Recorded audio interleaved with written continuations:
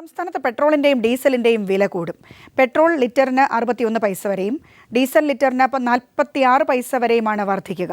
പെട്രോളിന്റെയും ഡീസലിന്റെയും വിൽപ്പന നികുതി സംസ്ഥാന സർക്കാർ കൂട്ടിയതാണ് വില വർധനവിന് കാരണം.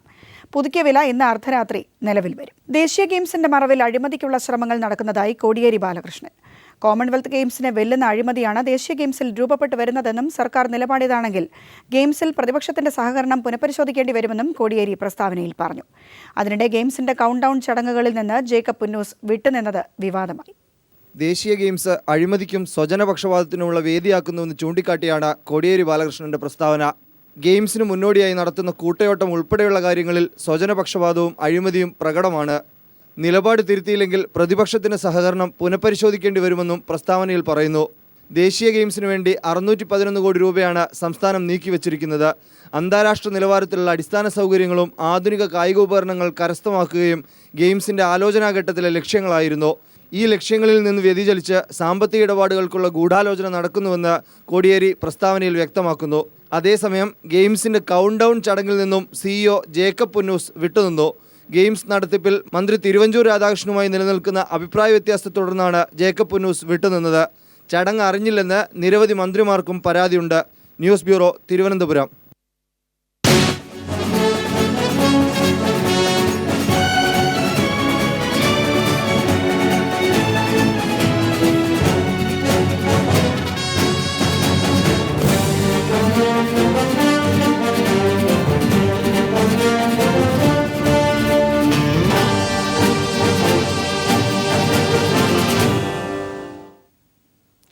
CPM ആലപ്പുഴ ജില്ലാ സമ്മേളനത്തിന്റെ 2ാം ദിവസമായ ഇന്ന് പൊതുചർച്ചയ്ക്ക് CPM സംസ്ഥാന സെക്രട്ടറി പിണറായി വിജയനും ആലപ്പുഴ ജില്ലാ സെക്രട്ടറി CB ചന്ദ്രബാബുവും മറുപടി പറഞ്ഞു.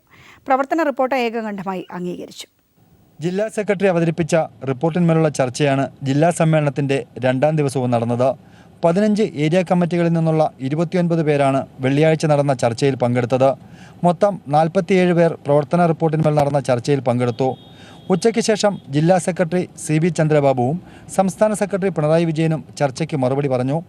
കഴിഞ്ഞ 3 വർഷക്കാലത്ത് തൻ്റെ നേതൃത്വത്തിൽ ജില്ലയിൽ നടന്ന പ്രവർത്തനങ്ങളെ അനുകൂലിച്ചും പ്രതികൂലിച്ചും പ്രതിനിധികൾ നടത്തിയ ചർച്ചകൾക്കുള്ള മറുപടിയാണ് ജില്ലാ സെക്രട്ടറി നൽകിയത്. സജീവമായ ചർച്ചകളായിരുന്നു കഴിഞ്ഞ 2 ദിവസവും സമ്മേളനത്തിൻ്റെ ഭാഗമായി ചാരുമൂട്ടിൽ നടന്നത്. കുട്ടനാട് പാക്കേജിൻ്റെ തകർച്ചയ്ക്ക് കാരണം UDF സർക്കാരാണെന്നും പാക്കേജ് സമയബന്ധിതമായും പൂർണ്ണമായും നടപ്പിലാക്കണമെന്ന് ജില്ലാ സമ്മേളനം സർക്കാരുകളോട് ആവശ്യപ്പെട്ടു. വ്യവസായ സംരക്ഷണത്തിന് അടിയന്തര നടപടി സ്വീകരിക്കണമെന്നും സമ്മേളനം മറ്റൊരു പ്രമേയത്തിലൂടെ ആവശ്യപ്പെട്ടു. ശനിയാഴ്ച ഉച്ചയോടെ പ്രതിനിധി സമ്മേളനം സമാപിക്കും. അതിനുശേഷം പുതിയ ജില്ലാ കമ്മിറ്റിയെയും സംസ്ഥാന സമ്മേളനത്തിനുള്ള പ്രതിനിധികളെയും തിരഞ്ഞെടുക്കും. ഉച്ചയ്ക്ക് ശേഷം 10,000 പങ്കെടുക്കുന്ന പ്രകടനവും ചുവപ്പ് സേനാ മാർച്ചും ചാരുമൂട്ടിൽ നിന്ന് ആരംഭിക്കും. അതിനുശേഷം നടക്കുന്ന പൊതുസമ്മേളനം CPIM സംസ്ഥാന സെക്രട്ടറി പിണറായി വിജയൻ ഉദ്ഘാടനം ചെയ്യും. ഇതോടെ കഴിഞ്ഞ 3 ദിവസങ്ങളിലായി ചാരുമൂട്ടിൽ നടക്കുന്ന CPIM ആലപ്പുഴ ജില്ലാ സമ്മേളനത്തിന് സമാപനം കുറിക്കും. Shadahan, news bureau, Alappuzha. CPM Wayanad ജില്ലാ സമ്മേളനത്തിന്റെ 2ാം ദിവസമായ ഇന്ന് 2 പ്രമേയങ്ങൾ അംഗീകരിച്ചു. സമ്മേളനങ്ങൾ നാളെ സമാപിക്കും. സമ്മേളനത്തിന്റെ 2ാം ദിവസം സംഘടനാ പ്രവർത്തന റിപ്പോർട്ടിന്മേൽ ചർച്ചയും മറുപടിയും നടന്നു. വൈകിട്ട് സാംസ്കാരിക സമ്മേളനം മാനന്തവാടിയിൽ നടന്നു. സുപ്രധാനമായ 2 പ്രമേയങ്ങൾ സമ്മേളനം അംഗീകരിച്ചു. വയനാടിനെയും മലബാറിനെയും ആകെ ബാധിച്ച NH-212 രാത്രികാല ഗതാഗത നിരോധനം നീക്കുന്നതിനായി കേന്ദ്ര സർക്കാർ ഓർഡിനൻസ് പുറത്തിറക്കണമെന്ന് പ്രമേയത്തിലൂടെ സമ്മേളനം ആവശ്യപ്പെട്ടു. 2015 ബഡ്ജറ്റിൽ നഞ്ചൻകോട് വയനാട് നിലമ്പൂർ റെയിൽവേ നിർമ്മാണത്തിനാവശ്യമായ സംസ്ഥാന വിഹിതം സർക്കാർ വകയിരുത്തണമെന്നും മറ്റൊരു പ്രമേയത്തിലൂടെ CPM ആവശ്യപ്പെട്ടു. ആസൂത്രണ കമ്മീഷൻ അംഗീകരിച്ചതാണ് നഞ്ചൻകോട് വയനാട് നിലമ്പൂർ റെയിൽവേ. 2015 റെയിൽവേ ബഡ്ജറ്റിൽ അതിനാവശ്യമായ തുക വകയിരുത്താൻ വേണ്ടി കഴിയണം. ഇത് രണ്ടും ചെയ്യേണ്ടത് കേന്ദ്ര ഗവൺമെൻറ്റാണ്. പുതിയ കേന്ദ്ര ഗവൺമെൻറ് നേരത്തെ ജനങ്ങളോട് കാണിച്ചിരുന്ന നിഷേധാത്മക നിലപാടിൽ മാറ്റം വരുത്താൻ മോദിയുടെ ഗവൺമെൻറ് സന്നദ്ധമാവണം എന്നാണ് പാർട്ടി സമ്മേളനത്തിൽ ആവശ്യപ്പെട്ടുള്ള ഒരു കാര്യം. ജില്ലാ കമ്മിറ്റി അംഗങ്ങളെയും ജില്ലാ സെക്രട്ടറിയെയും സമ്മേളനം നാളെ തിരഞ്ഞെടുക്കും. വിവിധ പ്രമേയങ്ങളും ഭാവി പ്രവർത്തനങ്ങളും നാളെ ചർച്ചയാവും. വയനാടിന്റെ സമഗ്ര വികസനത്തിനായി ബഹുജനങ്ങളെ അണിനിരത്തിയുള്ള വലിയ പ്രക്ഷോഭങ്ങൾക്കായിരിക്കും ജില്ലാ സമ്മേളനത്തിന് ശേഷം CPIM തുടക്കമിടുക.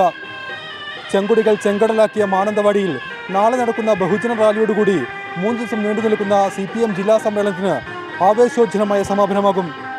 ക്യാമറമാൻ RK ഫിറോഷിനൊപ്പം വയനാട്ടിൽ നിന്നും അനൂപ് കയാർ. വിദ്യാഭ്യാസ മേഖലയിലെ സർക്കാർ നിലപാടുകൾക്കെതിരെ വിയോജിപ്പുമായി രംഗത്തെത്തിയ NSSനെ അനുനയിപ്പിക്കാൻ മുഖ്യമന്ത്രിയുടെ ശ്രമം. NSSുമായുള്ള പ്രശ്നങ്ങൾ ചർച്ചയിലൂടെ പരിഹരിക്കുമെന്ന് മുഖ്യമന്ത്രി ഉമ്മൻചാണ്ടി. വിദ്യാഭ്യാസ മേഖലയിൽ NSS മുന്നോട്ട് വെച്ച ആവശ്യങ്ങൾ അനുഭാവപൂർവ്വം പരിഗണിക്കുമെന്നും NSSനെ അവഗണിക്കുകയില്ലെന്നും മുഖ്യമന്ത്രി പറഞ്ഞു. മന്നം ജയന്തി ആഘോഷ സമാപന സമ്മേളനം പെരുന്നയിൽ ഉദ്ഘാടനം ചെയ്യുകയായിരുന്നു ഉമ്മൻചാണ്ടി. ദേവസ്വം വിദ്യാഭ്യാസ മേഖലകളിൽ സർക്കാരിനെതിരെ രൂക്ഷമായ വിമർശനമാണ് NSS general secretary G. Sukumaran Nair കഴിഞ്ഞ ദിവസം നടത്തിയത്. വിദ്യാഭ്യാസ മേഖലയെ കഴുത്തറപ്പൻ കൊള്ളക്കാർക്ക് അടിയറ വെക്കുന്ന നിലപാടാണ് UDF സർക്കാരിന്റേതെന്നും സുകുമാരൻ നായർ വ്യക്തമാക്കിയിരുന്നു. ഈ സാഹചര്യത്തിലാണ് മന്നം ജയന്തി സമ്മേളനം ഉദ്ഘാടനം ചെയ്യാനെത്തിയ മുഖ്യമന്ത്രി ഉമ്മൻചാണ്ടി ആ വേദിയിൽ വെച്ച് NSSനെ അനുനയിപ്പിക്കാൻ ശ്രമം നടത്തിയത്. ചില പരാതികളുണ്ട്, ചില നിർദ്ദേശങ്ങളുണ്ട് എന്ന് മനസ്സിലാക്കും. വിദ്യാഭ്യാസ രംഗത്ത് NSSന്റെ അഭിപ്രായങ്ങൾ, നിർദ്ദേശങ്ങൾ ഗവൺമെന്റ് ഒരിക്കലും അവഗണിക്കില്ല. ശതാബ്ദി ആഘോഷ സമാപന സമ്മേളനം ISRO മുൻ ചെയർമാൻ ഡോക്ടർ K. രാധാകൃഷ്ണൻ ഉദ്ഘാടനം ചെയ്തു. NSS ശതകം എന്ന പുസ്തകത്തിന്റെ പ്രകാശനം അശ്വതി തിരുനാൾ ഗൗരി ലക്ഷ്മിബായി തമ്പുരാട്ടി നിർവഹിച്ചു. NSS general secretary G. Sukumaran Nair, ചലച്ചിത്ര താരം മോഹൻലാൽ, അഡ്വക്കേറ്റ് PS ശ്രീധരൻപിള്ള, മന്ത്രിമാർ, MP Mar, MLA Mar, NSS പ്രതിനിധികൾ തുടങ്ങി സാമൂഹ്യ രാഷ്ട്രീയ സാംസ്കാരിക രംഗത്തെ നിരവധി പ്രമുഖരും ചടങ്ങിൽ പങ്കെടുത്തു.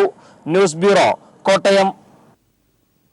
കണ്ണൂർ നെടുംപൊയിലിൽ ക്വാറിക്ക് നേരെ മാവോയിസ്റ്റ് ആക്രമണം.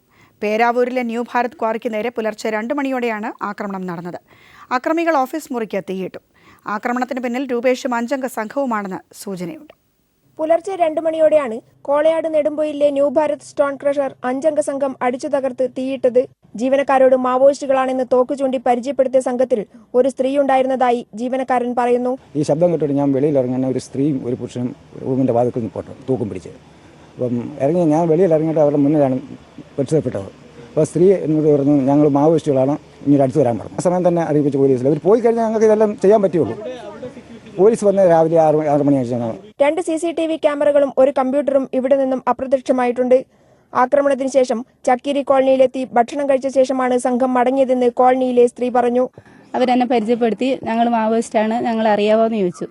അപ്പോൾ മാവോയിസ്റ്റാന്ന് പറഞ്ഞപ്പോൾ അവർ ആദ്യം ഇതിനു മുന്നേ അപ്പുറത്ത് വീട്ടിലൊക്കെ വന്നപ്പോൾ ഞങ്ങൾ കണ്ടതാണ്, അപ്പോൾ അറിയാമെന്നും പറഞ്ഞു. അപ്പോൾ ഞങ്ങളോട് പറഞ്ഞു, നിങ്ങൾക്ക് ഭീഷണിയായിട്ടുള്ള TV അല്ല കോറ ഞങ്ങൾ കത്തിച്ചിട്ടാണ് വരുന്നത്. അവരിവിടെ 4 പേരെ വന്നുള്ളൂ സാറേ.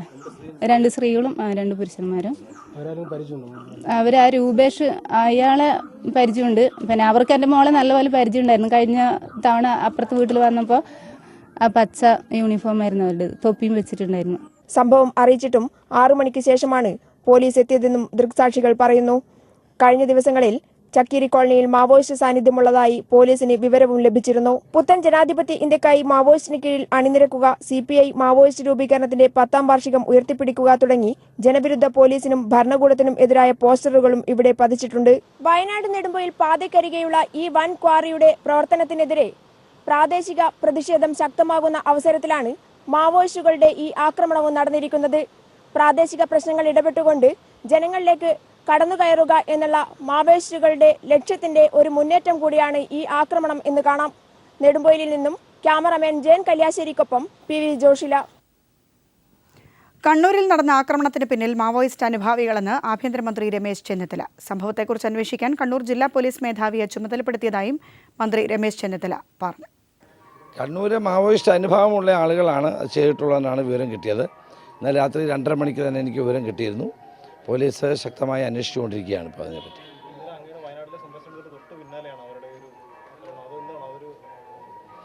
അത് വയനാട്ടിലെ സംബന്ധിച്ചിടത്തോളം ഏറ്റവും വിജയകരമായിരുന്നു. ജനങ്ങളും ആദിവാസികളും ഒറ്റക്കെട്ടായിട്ട് മാവോയിസ്റ്റുകൾക്കെതിരാണ്. അതിപ്പോൾ എല്ലാ സ്ഥലത്തും അത് തന്നെയാണ്. അവർ ഇടയ്ക്കിടയ്ക്ക് ഇതുപോലെ എവിടെയെങ്കിലും ചെന്ന് ചെറിയ ഒരു അക്രമമോ അല്ലെങ്കിൽ ഒരു കല്ലേറോ ഒക്കെ ഉണ്ടാക്കി അവരുടെ പ്രസൻസ് ബോധ്യപ്പെടുത്താനുള്ള ശ്രമമാണ്. അത് ജനങ്ങളുടെ യാതൊരു പിന്തുണ അവർക്കില്ല, ആദിവാസികളുടെ പിന്തുണ അതിനില്ല. അപ്പോൾ ശക്തമായി തന്നെ പോലീസ് അതിനെ നേരിടാൻ തീരുമാനിച്ചിട്ടുണ്ട്. കണ്ണൂർ സംഭവത്തെപ്പറ്റി രാവിലെ തന്നെ ഞാൻ SP-യോട്. കണ്ണൂർ പയ്യന്നൂരിൽ RSS പ്രവർത്തകന്റെ വീട്ടിൽ സൂക്ഷിച്ചിരുന്ന ബോംബ് പൊട്ടിത്തെറിച്ചു. RSS പ്രവർത്തകനായ ബിജുവിന്റെ വീട്ടിൽ സൂക്ഷിച്ചിരുന്ന ബോംബാണ് പൊട്ടിത്തെറിച്ചത്. ഗുരുതരമായി പരിക്കേറ്റ ബിജുവിന്റെ അമ്മ കമലാക്ഷിയെ ആശുപത്രിയിൽ പ്രവേശിപ്പിച്ചിരിക്കുകയാണ്. ശബരിമലയിലെ വാവർ നടയിൽ ലഭിച്ച കാണിക്ക സന്നിധാനത്ത് പരസ്യമായി എണ്ണിത്തിട്ടപ്പെടുത്തുന്നത് ഭക്തജനങ്ങൾക്ക് കൗതുക കാഴ്ചയാണ്. കാണിക്കയുടെ 1/4% ദേവസ്വം ബോർഡിന് നൽകി ബാക്കി വാവർ കുടുംബത്തിലെ പിന്മുറക്കാർ വിഹിതം വെച്ചെടുക്കുന്നതാണ് പരമ്പരാഗത രീതി. പരാതികളില്ലാതെ ഒരു മതിൽക്കെട്ടിൽ പതിറ്റാണ്ടുകളായി തുടരുന്ന ഈ വിഹിതം വയ്ക്കൽ ഉദാത്തമായ മതേതര സന്ദേശം കൂടിയാണ്. നാനാജാതി മതസ്ഥരാണ് മതമൈത്രിക്ക് പേരുകേട്ട ശബരിമലയിൽ ഓരോ തീർത്ഥാടന കാലത്തും വന്നുപോകുന്നത്. ദർശനപുണ്യം തേടിയെത്തുന്ന തീർത്ഥാടകർക്ക് സന്നിധാനം പോലെ പ്രിയപ്പെട്ടതാണ് ഇവിടുത്തെ വാവർ നടയും. സർക്കാരിന്റെ ഖജനാവിന് താങ്ങായി നിൽക്കുന്ന ശബരിമല ക്ഷേത്രത്തിന്റെ മുഖ്യ വരുമാന സ്രോതസ് തീർത്ഥാടകർ നൽകുന്ന കാണിക്കയാണ്. സന്നിധാനത്തെന്ന പോലെ വാവർ നടയിലും ഭക്തജനങ്ങൾ ആദരവോടെയും ആരാധനയോടെയും കാണിക്ക സമർപ്പിക്കാറുണ്ട്. വാവർ നടയിൽ പണമായും സ്വർണമായും ലഭിച്ച കാണിക്ക പരസ്യമായി എണ്ണിത്തിട്ടപ്പെടുത്തുന്നത് മണ്ഡലപൂജാ ദിനത്തിലെ കൗതുക കാഴ്ചയാണ്. മൊത്തം ലഭിച്ച കാണിക്കയുടെ 1/4% ദേവസ്വം ബോർഡിന് കൈമാറിയാൽ ബാക്കി വാവർ കുലത്തിലെ പിന്മുറക്കാരായ 8ഓളം കുടുംബങ്ങൾക്ക് വീതിച്ചു നൽകും. സാമ്പത്തികമായി പിന്നോക്കം നിൽക്കുന്ന കുടുംബങ്ങൾക്ക് കൂടുതൽ പരിഗണന നൽകിയാണ് വിഹിതം വയ്ക്കുന്നതെന്ന് മുഖ്യകർമ്മി അബ്ദുൾ റഷീദ് മുസ്ലിയാർ പറയുന്നു. ഇവിടെ വരുന്ന വരുമാനത്തിന് 1/4 ദേവസ്വം ബോർഡിനും ബാക്കി വരുന്ന ഭാഗം കുടുംബത്തിലേക്കും ആളെടുക്കുന്നത്. അതിൻ്റെ അകത്തുനിന്ന് ഇവരുടെ തുകയിൽ ഒരു നല്ല ശതമാനം പാവത്തങ്ങൾക്കും അതുപോലുള്ള കുടുംബത്തിലെ അഗതികൾക്കുമായിട്ടുള്ള ആൾക്കാരാണ് ഉപയോഗിക്കുന്നത്. വാവർ കുടുംബത്തിൽ നിന്നും വാവർ നടയിലെ സേവനത്തിനായി നിയോഗിക്കപ്പെട്ട പരികർമ്മികളുടെയും ദേവസ്വം ജീവനക്കാരുടെയും സാന്നിധ്യത്തിലാണ് കാണിക്കയുടെ കണക്കെടുക്കുന്നത്. സുതാര്യത കാത്തുസൂക്ഷിക്കാൻ വേണ്ടിയാണ് ഇങ്ങനെ ചെയ്യുന്നതെന്നും അബ്ദുൾ റഷീദ് മുസ്ലിയാർ പറയുന്നു. ജനങ്ങളെല്ലാവരും കാണണം എന്താണ് എന്നുള്ളതാണ് അദ്ദേഹത്തിന് ഞങ്ങളെ പിൻതലമുറക്കായ ഞങ്ങളുടെ ആഗ്രഹം. ഉദാത്ത സൗഹൃദത്തിന്റെയും മതമൈത്രിയുടെയും പ്രതീകമായ അയ്യപ്പൻ വാവർ ബന്ധം അങ്ങനെ നാൾക്കുനാൾ കൂടുതൽ ശക്തിപ്പെടുകയാണ്. ക്യാമറമാൻ വിനോദിനൊപ്പം V G Manish Kumar, news bureau, Sannidhanam. Christmas പുതുവത്സരത്തോടനുബന്ധിച്ച് നിറപറ സംഘടിപ്പിച്ച ലക്കി ഡ്രോ മത്സരത്തിൽ കൊച്ചി സ്വദേശി രഘുനന്ദൻ വിജയിയായി. ഇടപ്പള്ളി ലുലു മോളിൽ നടന്ന നറുക്കെടുപ്പിലാണ് വിജയിയെ പ്രഖ്യാപിച്ചത്. വിജയിക്കുള്ള കാർ ഈ മാസം അവസാനത്തോടെ സമ്മാനിക്കുമെന്ന് നിറപറ ജനറൽ മാനേജർ ഫെജി അറിയിച്ചു. സംസ്ഥാന സ്കൂൾ കലോത്സവത്തിന് ഇനി ദിവസങ്ങൾ ബാക്കി. മികച്ച സൗകര്യങ്ങൾ ഒരുക്കി കലോത്സവം മികവുറ്റതാക്കാനുള്ള ഒരുക്കത്തിലാണ് സംഘാടകർ. നാടും നാട്ടുകാരും ഒരുങ്ങിക്കഴിഞ്ഞു. നിലയ്ക്കാതെ വിരുന്നെത്തിയ കലോത്സവത്തെ മിഴിവുറ്റതാക്കി അരങ്ങിലെത്തിക്കാനുള്ള അവസാനവട്ട ഒരുക്കത്തിലാണ് സംഘാടകർ.